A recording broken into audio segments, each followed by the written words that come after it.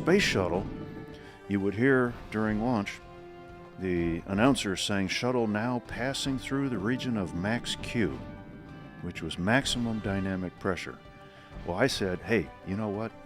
There's lots of noise, lots of buffeting, lots of vibration, no music at all. Hey, that's us. So let's call the band Max Q.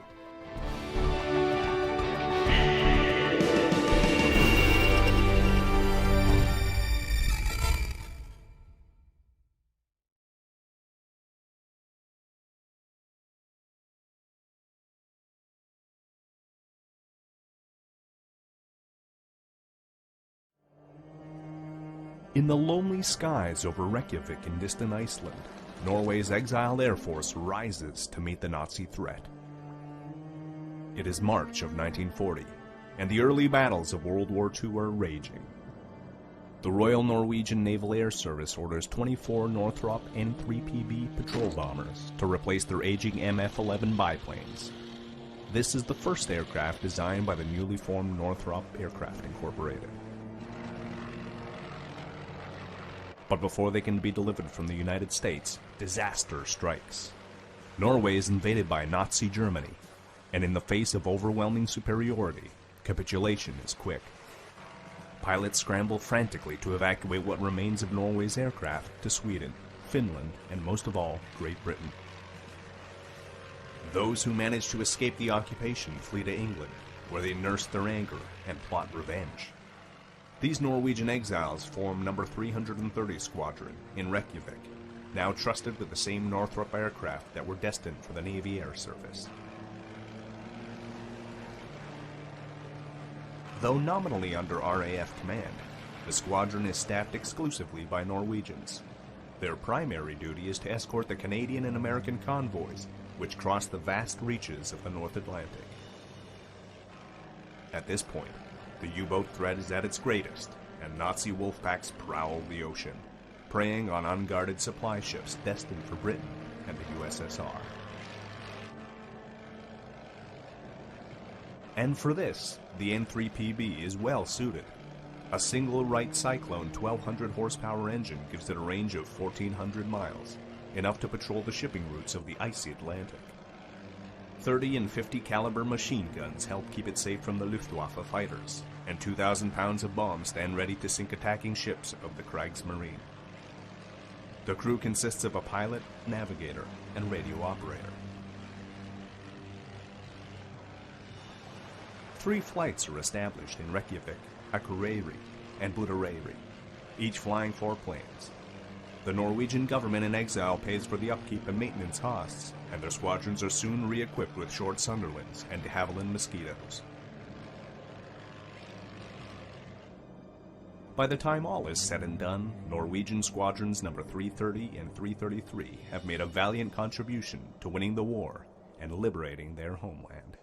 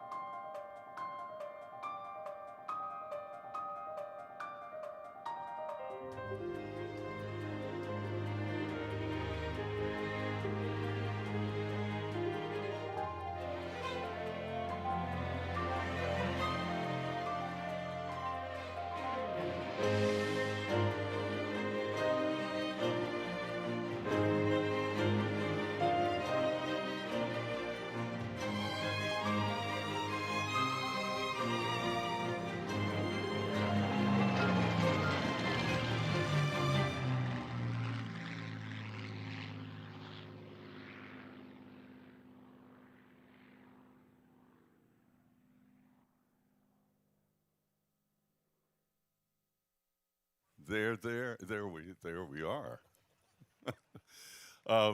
This is just the beginning clip, a tease of a new full-length theatrical documentary that premiered just several days ago in England to overwhelming success and premiered Monday night for the first time here in the United States at Theater in the Woods the other night. These two gentlemen with me, David Fairhead on the left, a co-director of the film, and to his left, John Dibbs, who is the cinematographer who shot all that gorgeous film, and he's a co-producer of the movie. Thank you.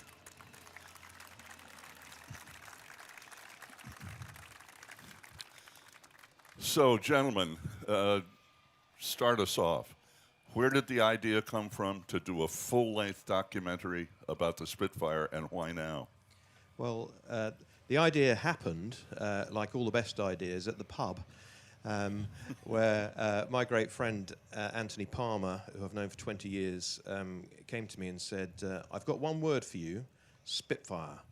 What do you think of it for a film? And I said yes, and that's why we're here, 3.5 years later. But a year into that, length of time, we started filming interviews with the veterans, but we really wanted to have some, footage to illustrate the story of the Spitfire, and we entertained ideas of using CGI and everything. And then I stumbled across this man here. I found some footage of his on the web, and I knew his name because my dad's got his calendars on the wall at home, but I didn't know he shot moving footage, and it was so different and so outstanding, and I thought, well, if we're going to have air-to-air material, this is the...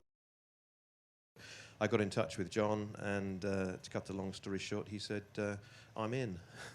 John, you started, as he suggested, as a still photographer, right? Yes.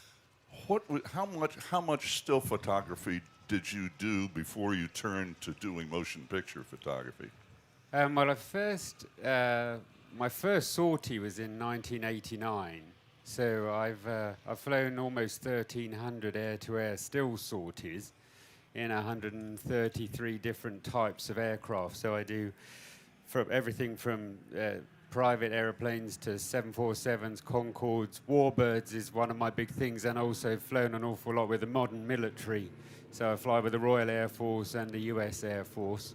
And but one of the things that we do as the Plane Picture Company, which is the company that we operate under, is we used to shoot video for corporate clients, so we did some moving image, but it was never with Warbirds or anything like that. So I had experience in that, but hadn't brought it to my passion, which is the Warbirds.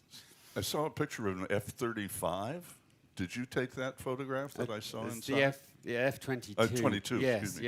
yeah. So I was lucky enough to be the first foreign national to be able to shoot the F-22, and it's so fascinating to see the difference in performance. I shot a 1918 SE-5A, an original RAF or Royal Flying Corps SE-5A that's 100 years old, all the way through to F-22s and Typhoons and things. So what was your process now in deciding what you were going to write, what you were going to shoot, and build this documentary?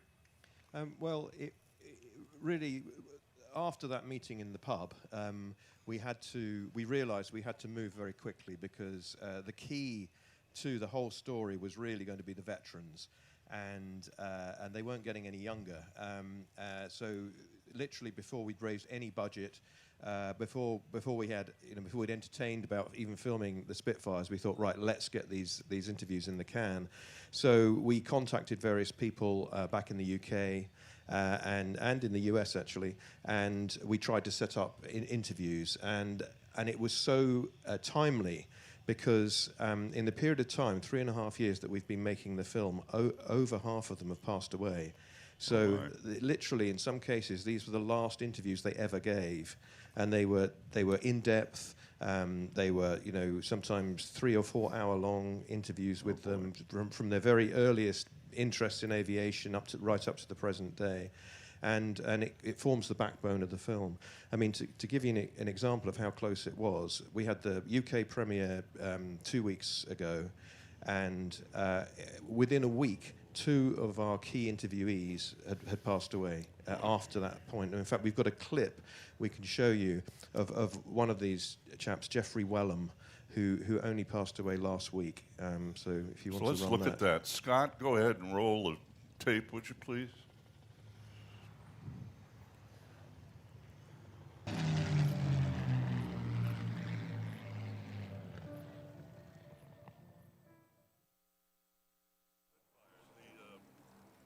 Yeah, so September the 15th is considered the victory day, but it carried.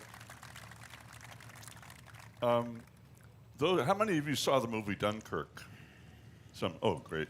So you're all familiar with the Spitfire, but what we're going to learn from this documentary goes well beyond what we saw in the movie Dunkirk. How significant, is this airplane just in terms of protecting freedom around the world, not just for your country and our country, but all over the world?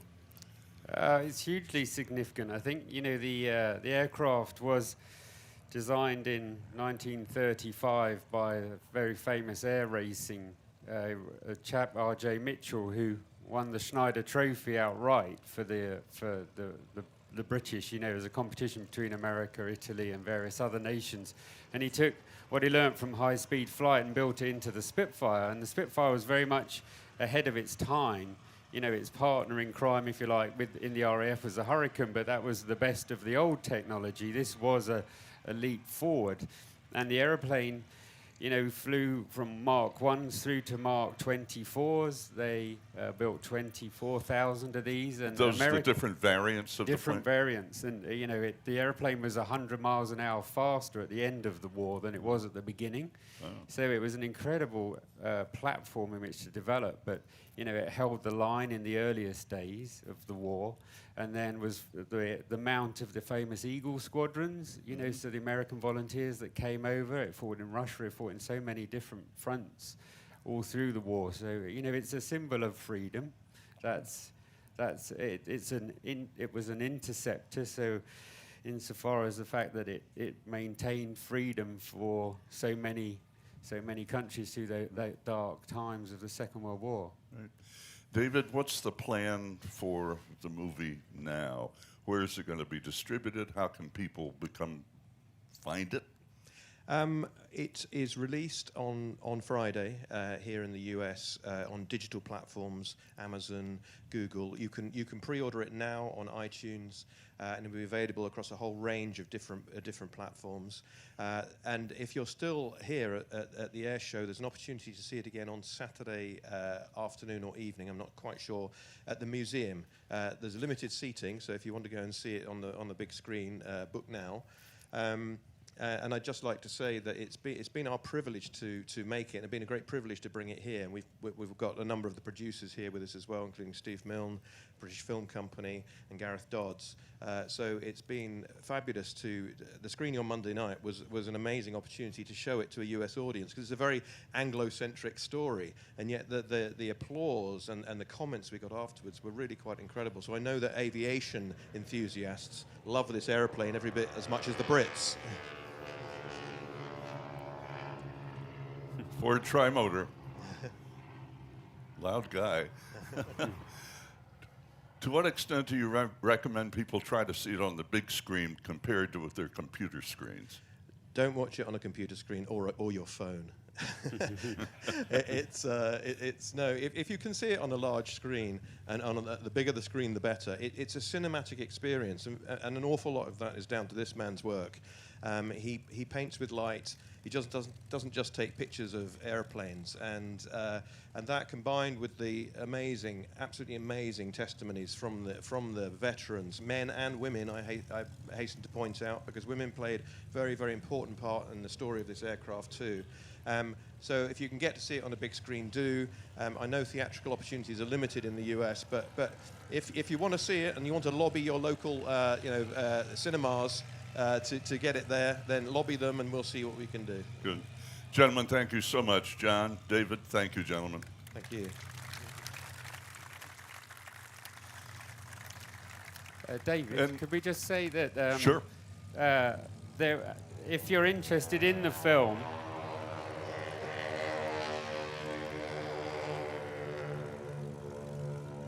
because we undertook the filming for real, and the producers that backed us to do this film, I like to say that the Spitfire doesn't just fly on the elliptical wing, it flies on money as well. And it was the producers that came in, the British Film Company and Havilland Digital, etc., who backed us to create this vision. So we decided also to make a book about the making of the film. Wonderful. And we wanted the quotes from the veterans that speak in the film. We took their quotes and built them into a book. So it's the official companion book. And so there's a lot of air-to-air that I took that has never been seen before, a lot of restored and personal photos from the veterans with their words. And it's for sale in the shop after the presentation, beyond the 10 o'clock presentation at about 11 o'clock. And we'll be in there signing the book. Great. And when you read that book, in your own mind, you hear the veterans talking to you from the pages. So it's a very poignant and important book, I think, for documenting their experiences. Wonderful, thank you. Now we're going to continue with our regular Spitfire program, and if you would turn back to the Jumbotron, and then we'll continue. Thank you all very much.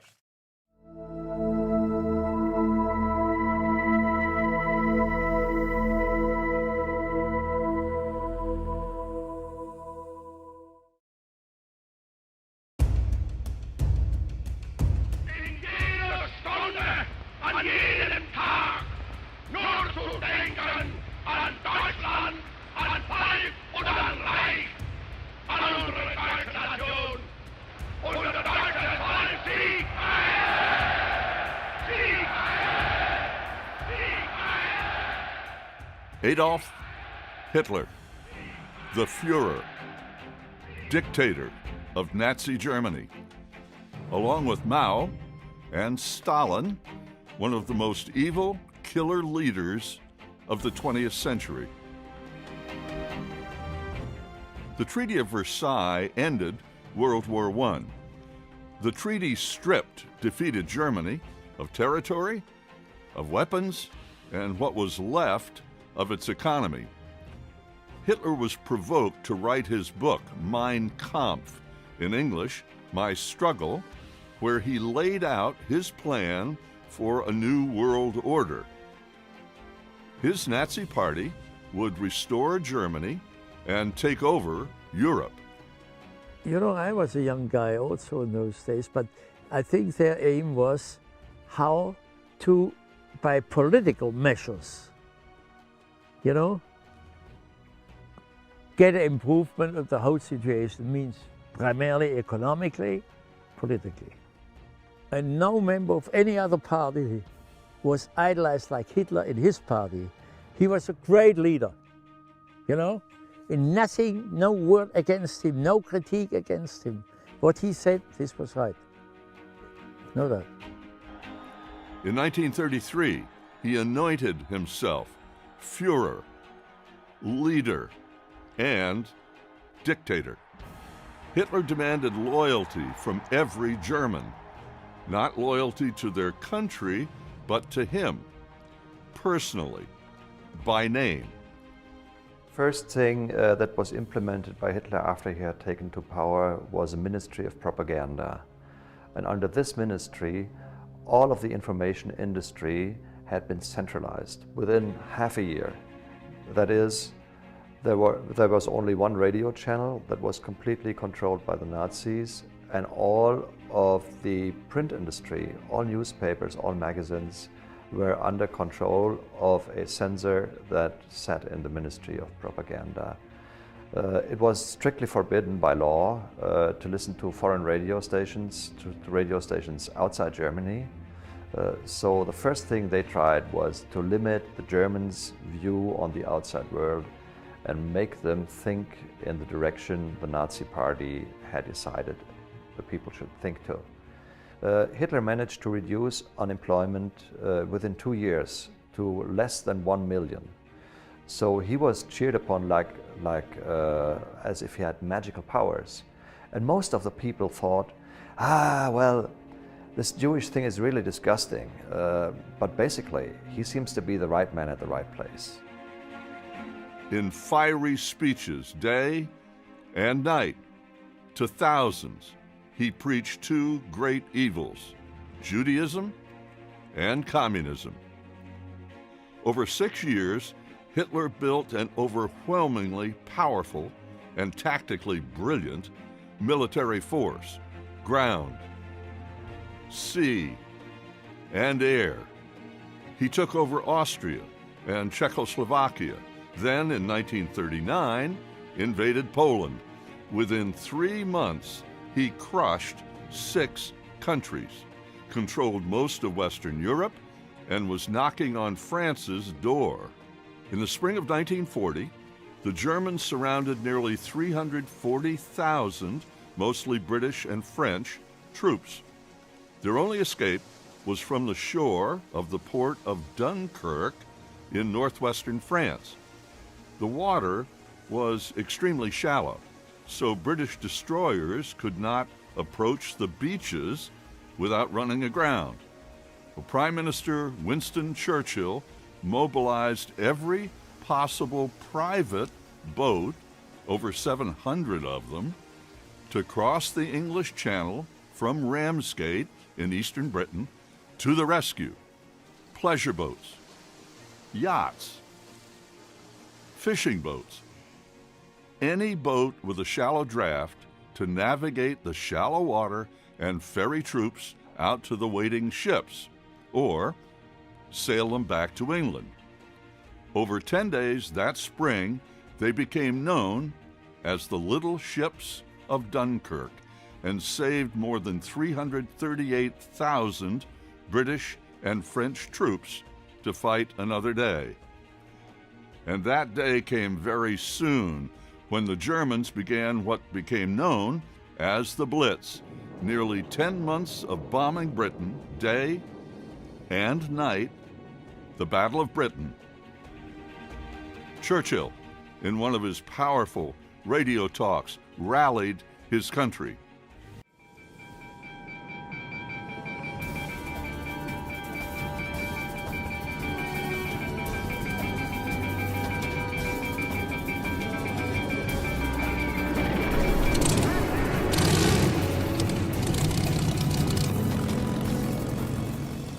One hero of the Blitz was an airplane, the Spitfire.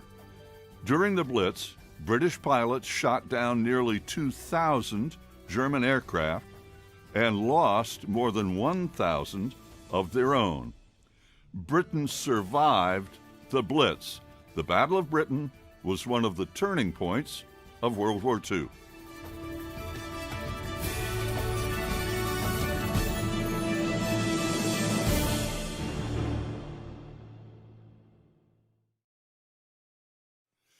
Ladies and gentlemen, please welcome your Spitfire crew. Gentlemen, join us.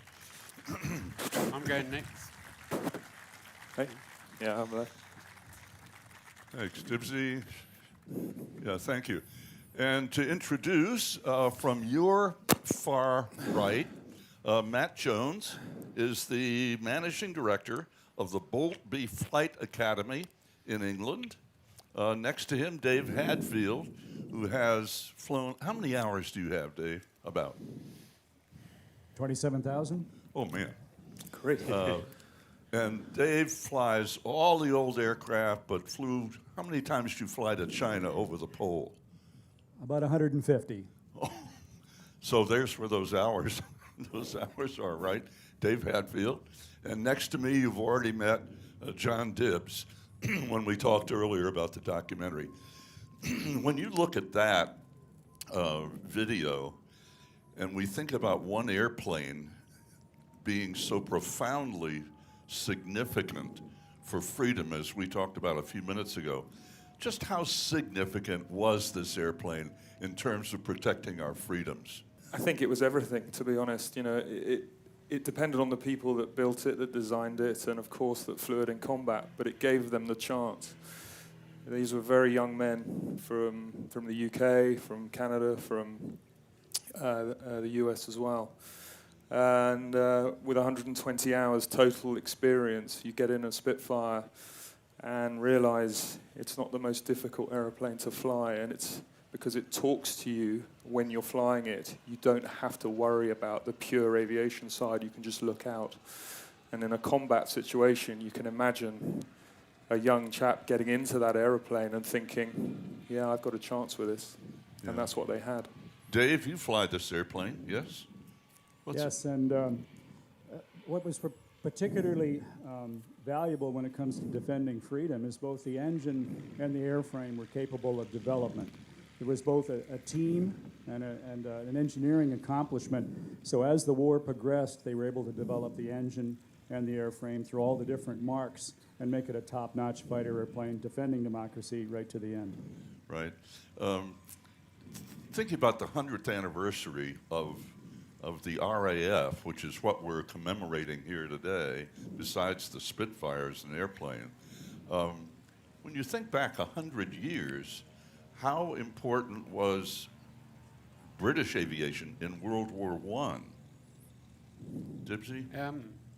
Well, I think that the Royal Flying Corps was the original incarnation of the British aviation war effort. So it was part of the army, and they fought from 1914 all the way through to 1918, and there were some incredible aircraft that were designed through that time and that they flew.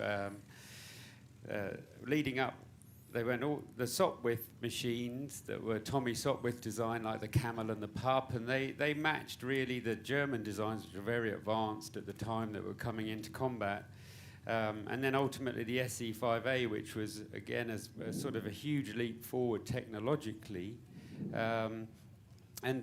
but you know, with the fact that the force grew so quickly and became so large that it was decided to make its own air arm. So in 1918, the Royal Air Force was born under its own auspices, so it could operate independently, and it was truly, rather than something that grew out of a tactical ground-based military thing with observation balloons and then aircraft, you know, it was then needed to be a force in its own right that was aviation with specific training. So that's where the birth of the RAF came around. And then, you know, obviously there was the British Empire, so which was all over the world. You know, the sun never set on the British Empire, as they say at that time. And so there were a lot of aircraft that were required and developed, and a large force was required to protect the various assets around the world and colonies and things like that. So, and there was a lot of technological developments, especially through the 30s with the rise. I think the RAF in particular was very aware of the rise of Hitler in Germany. So the air defense network that was built up by the Royal Air Force, with radar coming into play, you know, and the plotters and the cohesive air defense strategy, which proved key in Hitler's first defeat. You know, that was the first time Hitler hadn't won, was the Battle of Britain, and it was the first battle that was decided entirely in the air, the Battle of Britain with the Spitfires and Hurricanes. So, you know, it's really important, I feel. You know, how surprising, Dave, do you think it is that what we're talking about here, what Dibsy's talking about, is only 15 years after the Wright brothers? In 15 years, the amount of technological creativity that happened in those years just seems astounding. Yes, there was an advancement in our whole civilization of engineering accomplishments, metallurgy, engineering, chemistry, and often in Britain at that time, they focused right at and led the cutting edge of it, honed the cutting edge, if you like. That Merlin, for example, was just a stunning achievement of supercharging, and you know, its predecessor, the racing engine from the SXB Schneider Cup winners, fuel technologies, cooling technologies, propeller technologies. The British teams that made that happen were the best in the world. at the time. The Rolls-Royce Merlin was not originally sponsored by the government in any way. It was a private venture, the Private Venture 12. You know, the war clouds were gathering in Europe, and a group of engine industrialists decided we need a 1,000 horsepower engine to fight those people because they are going to be coming. And they developed that, you know, it was midway between the R engine, the racing engine, and the Kestrel, which was less power, and started that whole process on its own. And then they honed the engine. The Merlin wasn't successful at the beginning. There were many failures. And they would take engines off the production line at random, run them till they broke, find out what the problem was, fix it. So that by the time of the Battle of Britain, the pilots had to worry about tactics and gunnery, but not the engine, not the airframe. Well, you have flown most of these tail draggers and old airplanes, yes? I've flown a few. A few. How do you see the development change in airplanes over time with just the planes that you've flown? Well, I've flown some of the old biplanes, you know, the 1929 Waco taper wing and the 1931 de Havilland Foxmoth. And those are basically World War I mindset airplanes. And then it's the evolution that took place in the mid-30s, which was the most surprising. It's like space travel now. It's almost like they developed warp drive or something like that and just made a big leap. Right. Matt, you're the youngest of us sitting here. When you listen to this talk about this amount of creativity, what goes through your mind as you now climb into a Spitfire and fly out? It's such an emotional experience. You know, every flight that any of us are lucky enough to do these days, we do on behalf and to commemorate anyone who flew them on the day. And like I mentioned earlier, it was and as Dave was saying, you know, technology was at its peak at that point. And we're not just commemorating the pilots, we're commemorating the people who made all of these incredible advancements to make what was possible, or what happened possible, which in everyone's eyes really wasn't at the time. So in the film, we talk about the Battle of Britain, and you've both mentioned the Battle of Britain. Tell us, anyone, about the Battle of Britain. How did it start? And there occasionally read historically that the generals, the German generals, disagreed with Hitler, and they wanted to invade England. Have you all heard that or read that? And he said, no, let's do it in the air? Well, I think the Battle of Britain, after France fell and the Low Countries fell and became occupied by Hitler and the Nazi forces, as Dunkirk touched upon, you know, obviously the British Expeditionary Force and many other Commonwealth nations pulled back and got back to the UK, and then there's only a small, what is it, 20 miles, is it, the English Channel? 22 miles, yeah. You know, it's... and they were all squeezed into a little tiny area between France and Belgium. Yeah, and so the German forces massed in France and Belgium, and to basically Goering, the head of the Luftwaffe, told Hitler that he could make air superiority for an invasion, so he could take the Air Force, the Royal Air Force, out in a few days, not really understanding the whole radar, and the 11 Group was fighter command, part of fighter command, and their tactics were to deploy very small groups of Spitfires and Hurricanes to break up large formations of German aircraft. So therefore, you didn't ever expose your entire Air Force in one hit to try and take out the other invading, you know, aircraft, the bombers, the Heinkels that were coming in. So the Germans had a lot of advanced techniques because they'd flown in Spain in the Civil War there, you know, the Condor Legion, so their pilots were highly experienced. But it was a New Zealander called Keith Park who was head of 11 Group, and he and the head of Fighter Command, Dowding, Air Vice Marshal Dowding, I think at that time, was they used radar and the whole defense network system to just basically try and break up the raids, but the raids were there to take out fighter command. The Germans were bombing fighter command airfields to break our ability to fight, and then they thought they could invade across the channel because it's only 20 miles. But so that was the setup for the Battle of Britain. So what was the airspace, and how many airplanes would be in there in a given daytime? Was this all during the day? It was all, during that period of time, the Germans were trying to starve the British by cutting off the convoys, which could resupply them, because obviously we're an island and so we needed those supplies. So the Germans started to attack all the convoys in the channels using Stukas, and that's where we used Hurricanes and Spitfires to attack those lighter formations. That was phase one. And then the phase two, which took place in August 1940, they started to attack fighter command, because the fighters kept popping up, and the Germans didn't know why the fighters always turned up in the right place at the right time because of the radar. They didn't truly understand radar, or the cohesive plan that was behind radar. So then that was, I think, the August the 13th was known as the hardest day, where the Germans bombed the British airfields and there was huge losses, and they were trying to put the airfields out of action. But then, fortune sometimes just falls in your lap, and a Heinkel bomber got lost. It was trying to bomb the Thames Haven oil refinery, again to take out strategic materials and supply lines and things, and actually got lost, jettisoned his bombs over London, and at that time there was a we won't bomb civilians sort of agreement, if you like, general rule of warfare. So Churchill then sent Wellingtons, I think, to bomb Berlin, which was a huge embarrassment to the high command.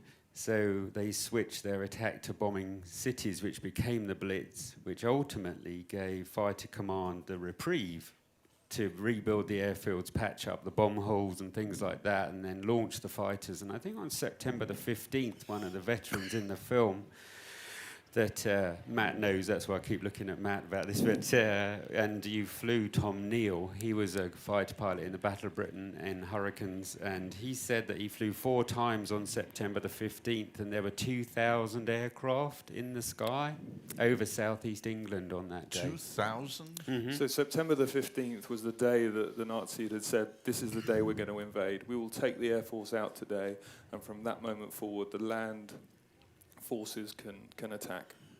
Because the weather would be too bad through the winter, so they had to make that decision. Operation Sea Lion was the operation to invade the United Kingdom, and that was September the 15th, was the make or break day.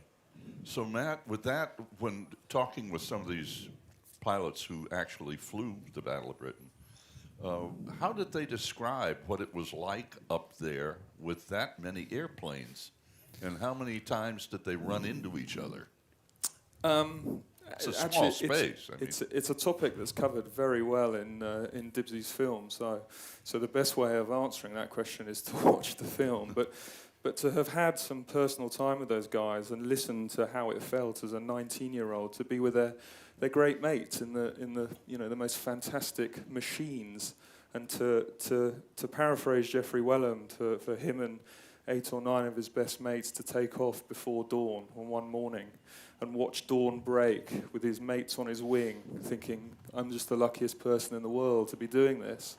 And then within seconds to see the 50 or so fighters or bombers that they had to attack, and that complete juxtaposition of being in this one moment beautiful, beautiful environment, and the next, in his words, seeing things that I hope you never see in your life. And doing that 4 times or 5 times a day, every day. It's so difficult for us to understand what they went through, and what they went through at that age as well, We sit here as pilots who fly Spitfires. I think there's a really big distinction to make, that they were Spitfire pilots. We just commemorate them. Dave, you're nodding your head. Yes, for those young men, it wasn't just flying the airplane, it wasn't just a fight, it was an endurance contest. Yeah. They flew day after day, multiple missions, always tired and feeling half sick, and never enough food, never enough water, watching your mates get killed one after the other, making your own peace with death before it strikes you because you're assumed that you wouldn't make it. And that went on for weeks and months until finally either you break down or you get rotated out. It was that aspect of it, the sheer grind over the course of months, perhaps doesn't get portrayed very often. Yeah. Tom Neal, who we very sadly lost 10 days, 2 weeks ago, at 97, was the greatest living Battle of Britain pilot left alive with 14 victories. He spoke at an event we had, and he stood up and he said, I know we're here commemorating the victory, but it's very difficult for me to see it as a victory. We just didn't lose. How can I call something a victory when so many of my mates have been killed? And I thought, what can you say to that? Dave, what is it about this airplane? Describe how it flies and why it was successful as it was in the Battle of Britain. Well, the Spitfire does try to look after you. And if you talk to the veterans, they all get kind of a reverent tone in their voice, right, when they describe it. It has very good low-speed handling characteristics, so that if you're in a really tight turn and the speed's back to 125, 130, something like that, and you pull a little G, it won't just do a snap roll like some of the other higher, or perhaps like a Mustang will. There'll be a turbulent flow off the wing root, which will vibrate the elevator, and you'll feel that on the stick, and you just ease off a little bit, and you're flying again. And that's very nice. We use that, in air shows. One of the veterans that I spoke to about combat in the aircraft said he got one victory without firing, without using. So he returned to base, and his guns were full. The patches on the wings were untouched, and he claimed a victory. And the guy said, "Well, how have you done that?" And he was being chased by a 109 from 25,000 feet, and he slowed down and just turned tighter and tighter, and the 109 just could never get a shot on him until he got to about 4,000 feet, and the guy behind got frustrated, hard, flicked, and hit the ground, and the Spitfire flew away. And the other aspect is, after a hard turn, the airplane still carries speed and accelerates quickly. There's some fighter pilots in the audience. Paul, hold up your hand. Speed is life when you're a fighter pilot, right? And something like the Hurricane with its great, big, thick wing, at the end of a hard turn, it's doing 110, and it takes a long time to accelerate. This, if you unload it and have the power up, the speed's back to 180 to 200 very quickly. And the other aspect I like of it is landing. You have to land this 3-point, and that's fine. But once you're on the ground, it tracks nice and straight. It doesn't challenge you. You obviously pay attention, but some airplanes are known to be squirrely on the ground, like the M109. T6? T6, yes. T6, a very good trainer. I'm almost ready for a T6 now, I think, actually. 109 pilots were scared to death of landing on pavement because of its terrible landing characteristics. So I heard a statistic, unverified, that during the Battle of Britain, one in 3 Spitfires was lost in takeoff and landing accidents just because they were new pilots. 1 in 2 109s was lost in a takeoff and landing accident, to give you a sense of how difficult the 109 was to fly by comparison. One of the, I spoke to one Battle of Britain veteran once, and he said that the Spitfire could turn so well, as you spoke to, and you could fight it to its limits because it was such a friendly airframe to fly. But the 109, because it had the slat deployment to make it turn, these slats would be sucked out by the airflow. Well, they could asymmetrically deploy, which would flick the aeroplane. And he said that he felt one of the major advantages during the combat throughout the whole war, because the Spitfire and the 109 were developed almost alongside each other into later marks and more powerful marks, was that the Luftwaffe pilots were slightly scared of their airplane because if they flew it to its limits, it could depart on them, whereas I think the Spitfire, being a nicer airplane to fly, allowed the Spitfire pilots that little extra either mental comfort or, you know, a few degrees of turmoil or what have you. So, how much do you all together know about this particular airplane? Dave? This is a Mark 9, and for anybody who hasn't read of you know, aluminum and things, and it stayed there until 1981. In South Africa? In South Africa, a place called Swartkop. And eventually a collector found it there, and sure, it didn't really look quite so much like a Spitfire anymore, but it was still recognizably an airplane. And at that point, it started a long path. We took it over. This is the Mike Potter aircraft collection. And tell me about Mike's collection and who he is, please. Mike Potter is a gentleman who lives in Ottawa, Ontario. And he bought a Spitfire when he accumulated some resources in about the year 2000. He'd been a pilot on the side during his corporate life. And every place he took this Spitfire was a revelation to him, you know. Old men would come out dragging their grandchildren and great-grandchildren and then cry in front of the airplane, as you know, and the news cameras would be there and crowds gathered around. And he really was struck by the education and commemoration and inspiration elements of all that. So he started to buy more and more airplanes. And then he recruited a team, you know, to help him fly them safely, because they're not inherently safe, right? These airplanes are designed to attack, not to preserve the pilot. And they can bite you. So we put together a team, and some of that team is here today hold your hands up, guys. It's great to see you looking after the airplane here. I sure appreciate it. It takes a lot more than a pilot and a mechanic to keep these things going. And right now we have a Spitfire and a Hurricane under restoration. And we don't have one of those, but we have a Corsair, Mustang, P-40. We have a Lysander and a collection of yellow trainer aircraft. It's a big full hangar, and you're all welcome to come visit. And where is the museum? It's in Ottawa, but it's at the Gatineau Airport. Okay. Vintage Wings of Canada is the best way to search it out. Is that a logbook?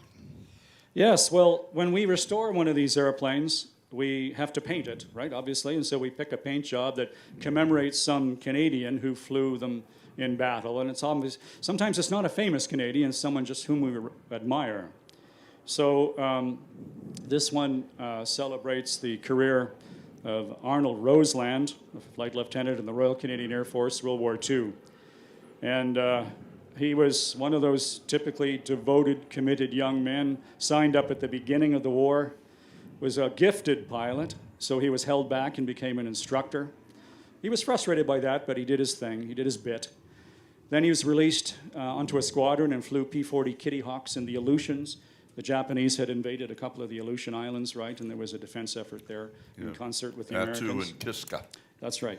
In fact, tomorrow morning at this time, we're going to tell the whole story of that attack on the two islands in the Aleutians. Sorry to interrupt, Dave. That's good.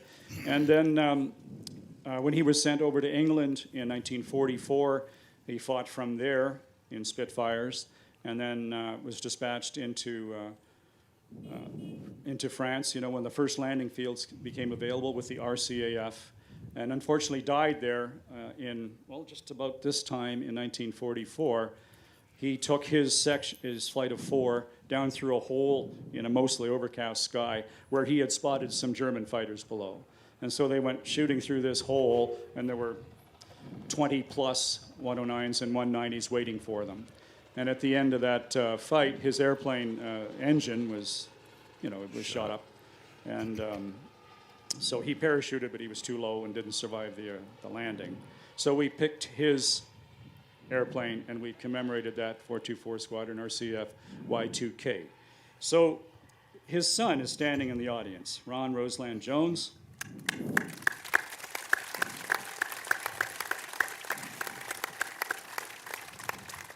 And he brought his dad's logbook, and I flew it yesterday here at Oshkosh with me in the display. So we have his dad's DNA in our airplane right now. Have you spent time to look through that logbook? Yes. What do you glean from it when you start turning the pages?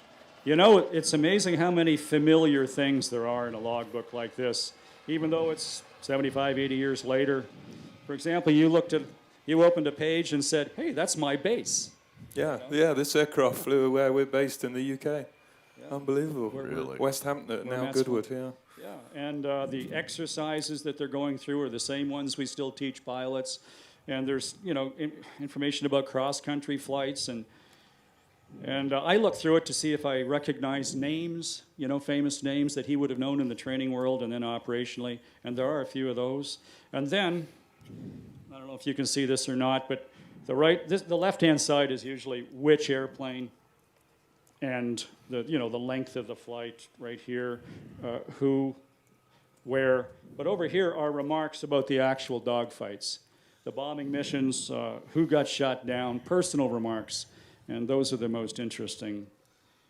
So I just wanted to say another perhaps unfortunate meet his dad. He was, his mother was pregnant when the dad went overseas, and so this is how Ron knows his father. So it's an honor to share this and the airplane with the family.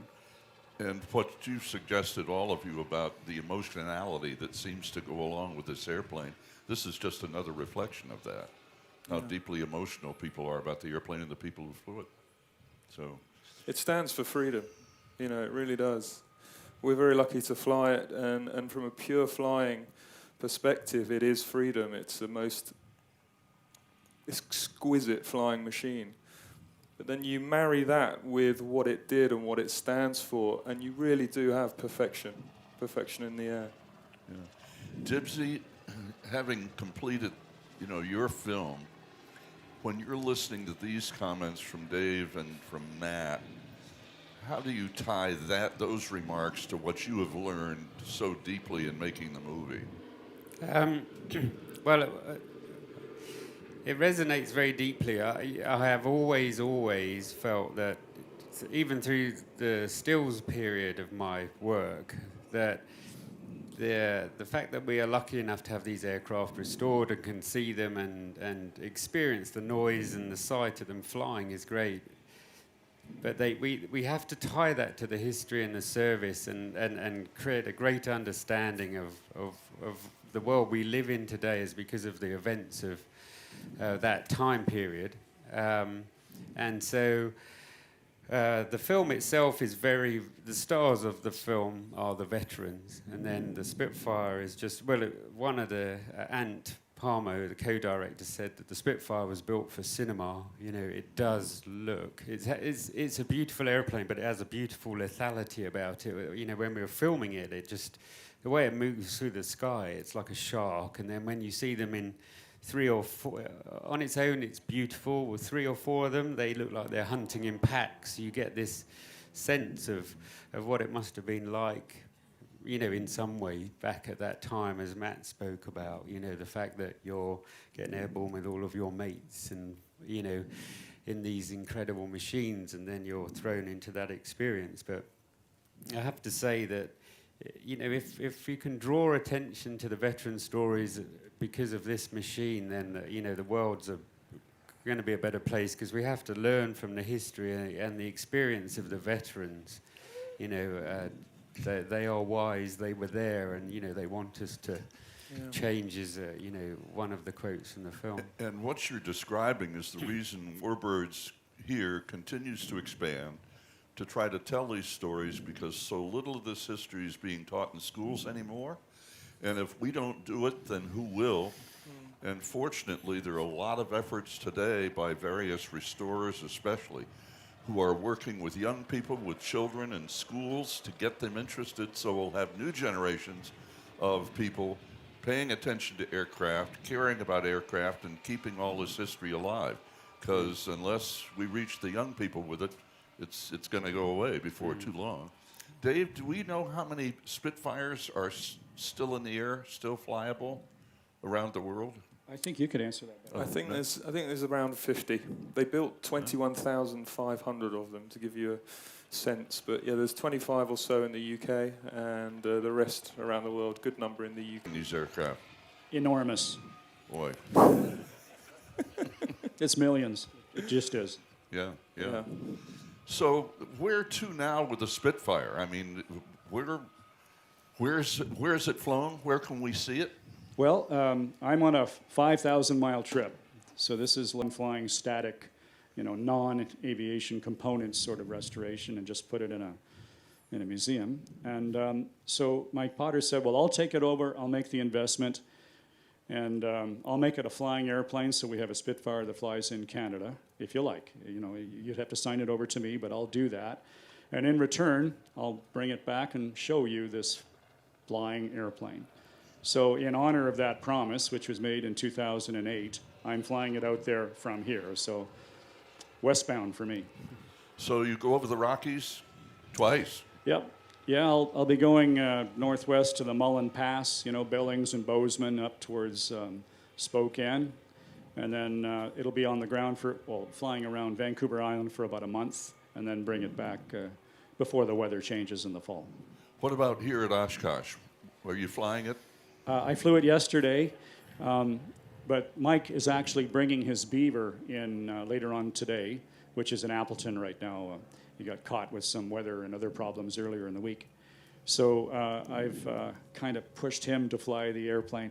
Mike should fly the Spitfire at Oshkosh in an air display. So he's going to do it on Thursday. Great. Matt, what is this experience like for you being here at Oshkosh? It's incredible. It's on a US scale, isn't it? Everything, everywhere. I have walked as far as I can walk in every direction from this spot, and still I can just see aeroplanes and people having fun. It's fabulous, absolutely fabulous. We'll bring an aeroplane here one day, maybe next year. Yeah. Yeah. Dibsy, last thoughts about this whole discussion about RAF? Well, I'd like to mention the fact that there's a very famous poem by John Gillespie McGee, who was an American who flew for the Canadians and flew from in the UK, and he wrote a poem called High Flight. How many of you have read or heard High Flight? Yeah, exactly. That's not bad, yes. Yeah. Yeah. So, and an interesting thing for me is, some people don't know this, but he wrote that poem after flying a Spitfire Mark V.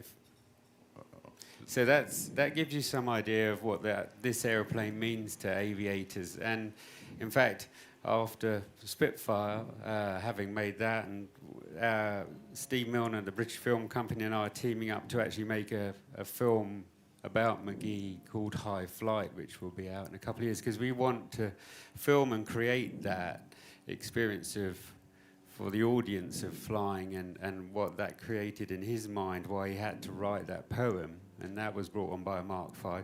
But, and it is great to be here in Oshkosh. Like Matt says, I think if you walk as far as we walked around this site, you would fall off the edge of England, right? At some point, you'd fall off the edge of England, and there's aeroplanes still in front of you. So it's vast, it's epic.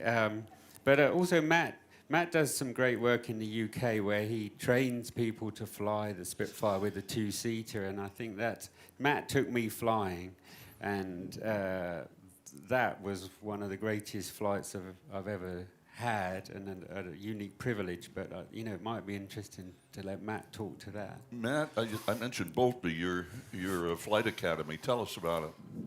Yeah, so we have a couple of two-seat Spitfires, a single-seat Spitfire, training aircraft Chipmunks and Harvards, and a simulator that's built from just in front of the cockpit to just behind the cockpit, which is made out of pretty much all original wartime parts, sat in a 220-degree dome. It's the first of its kind in the world.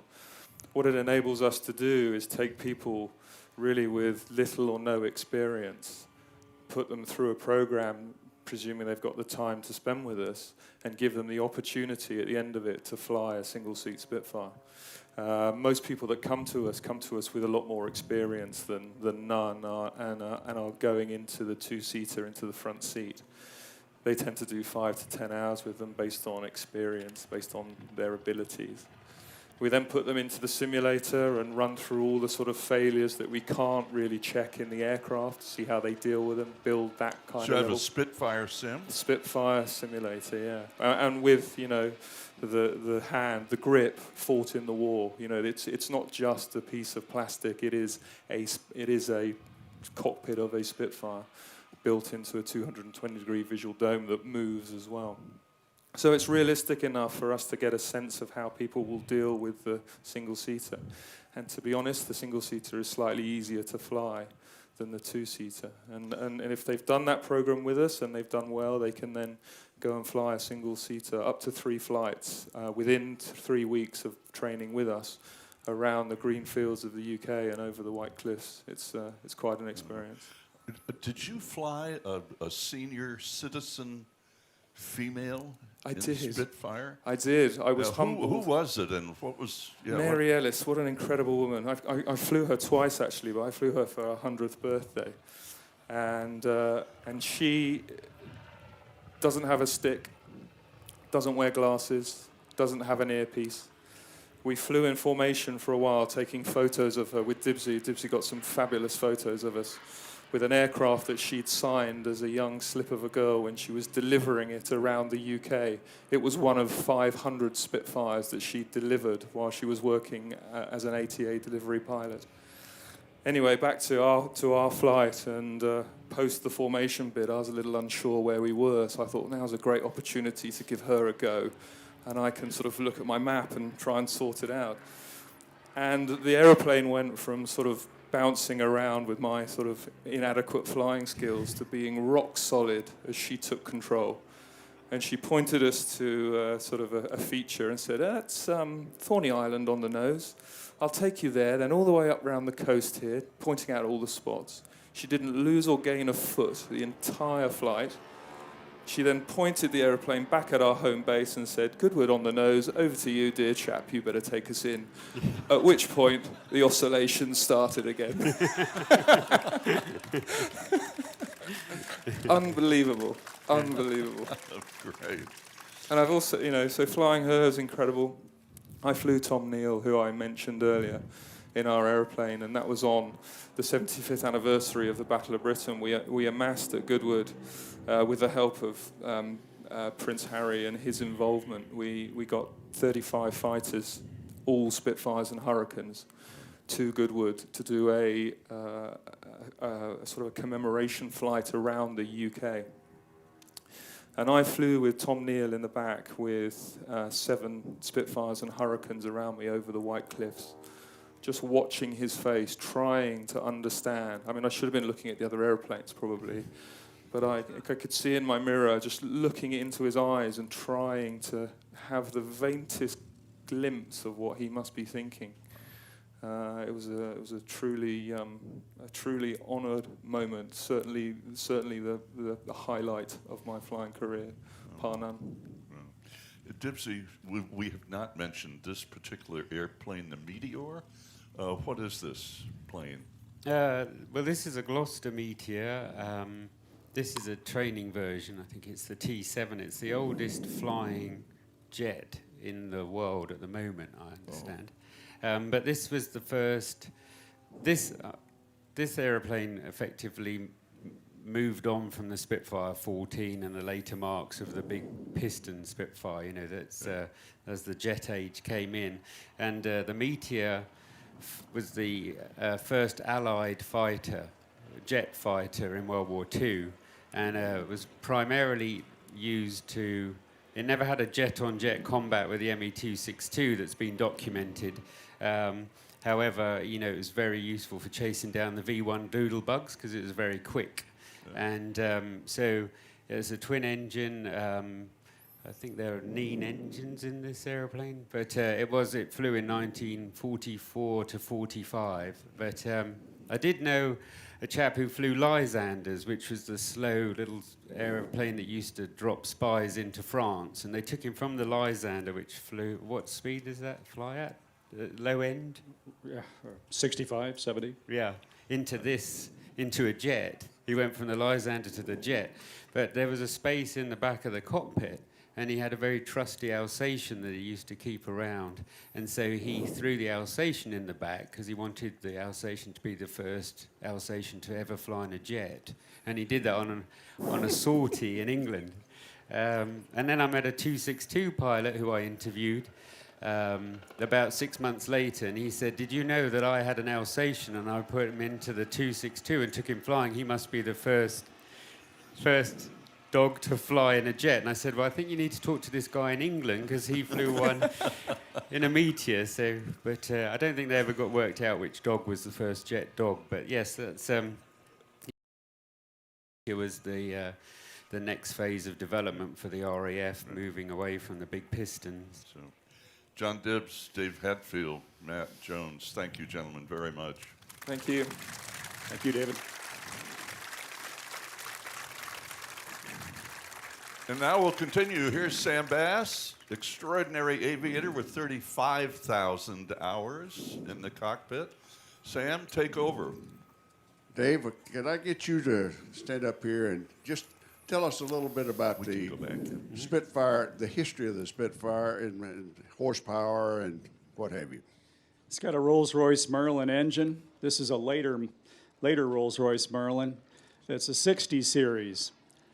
And the earlier Merlins had a two-stage supercharger, but this one's got a two-stage, they had a two-speed supercharger, right? You could have high or low blower, the early Merlins, but this one has that two-speed, like a high and low gear, but also has two stages, like two separate impellers. So you could put a much more heavily charged mixture of fuel and air into the carburetor and then get more horsepower out of it. So it went to about 1,500 or 1,600 horsepower, depending on how much you push the throttle. And that was a big surprise for the Focke-Wulf 190s. They had been tangling with Spitfire Mark V's, which has the earlier engine, and they had an advantage. But once this engine was put in, you couldn't tell the difference visually, but all of a sudden, the Spitfire then regained the advantage. Well, now some of the Spitfires had Griffin engines, is that correct? That's right. That started with the Mark 7s and continued through the Mark 14s and then the very later Marks. And that's it's very similar. It's another V12, supercharged and geared, but more displacement. It had much more horsepower. Yeah. Well, they had what, five bladed propellers? That's right. You know, once you get 2,000 plus horsepower in one of these engines, you need big propeller blades to harness that. And then the gear legs, the landing gear legs on a Spitfire are not really all that long. So, you know, I have to take off and land this thing 3-point to be safe. And if you had 2,000 horse Griffin engine in there, the blades would be touching the ground. So they went through 5-bladed props and either 2 sets of 3 counter-rotating props, different configurations. Okay, how about, tell us a little bit about the armament of the airplane. There were different wings that could be attached to the airplane with different hard points, attachment points for the weapons. So this one is set up, this is a C wing, and the big gun barrels that stick out are for 20 millimeter. And the little ones that are almost the same width, those are capped, but those could be other 20 millimeter cannons. So right now this one's set up with 2 20 millimeters, and then the red patches are for machine guns. 303s in this case.